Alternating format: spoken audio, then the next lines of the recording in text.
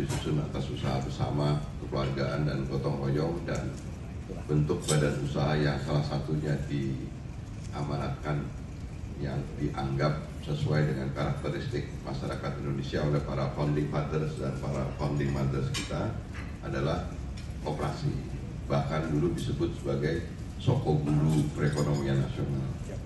Soko guru itu artinya, soko itu tiang, guru itu utama. Jadi sebenarnya koperasi itu merupakan badan usaha yang menjadi tiang utama dari pembangunan ekonomi Indonesia. Harapannya salah satu tokoh yang concern dan semangat adalah Bung Hatta. Jadi ini Bung Hatta kemudian dengan beberapa tokoh, memang ada satu periode yang kemudian koperasi tidak bisa terwujud secara masif di daerah-daerah. Ada pergolakan politik, kemudian masuk ke era tahun 60-an. Nah, di tahun 60-an ini ada seorang tokoh yang dianggap pakar yang bisa merepresentasikan pikiran dan gagasan Bung Hatta.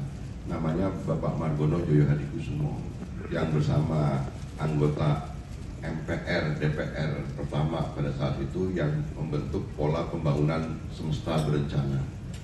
Di dalam pola pembangunan semesta berencana itu, kalau zaman Orde Baru itu ada pelita pembangunan 5 tahun itu.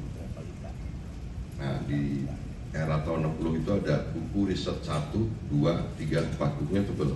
Isinya tentang yang luar biasa dari era itu adalah tentang perlunya democratic rural development. Jadi pembangunan demokrasi yang berbasis pedesaan.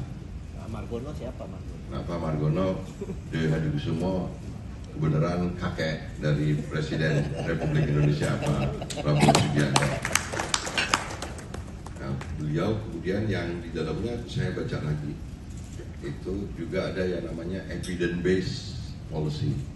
Nah, ini memang ada runutannya Pak Ketum. Setelah kita baca kaitannya dengan kenapa Presiden punya ide tentang koperasi desa Kelurahan Merah Putih. Sebelum sampai saya bicara tentang koperasi desa Kelurahan Merah Putih, saya lanjutkan sebentar supaya di aspek historis ini kita paham tentang perkembangan koperasi itu sendiri. Nah, tahun 60 juga nggak tuntas, meskipun rumusannya sudah rampung, lengkap, dan bagus sekali, tapi terus masuk kemudian di era Orde Baru. Koperasi berjalan dengan, menurut pendapat kami di gerakan koperasi itu sudah bagus.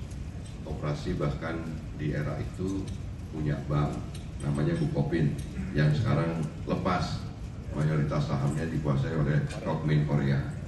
Kemudian koperasi punya industri, contohnya gabungan Koperasi Batik Indonesia yang punya beberapa pabrik tekstil plus dengan beberapa pabrik garment dan lain sebagainya.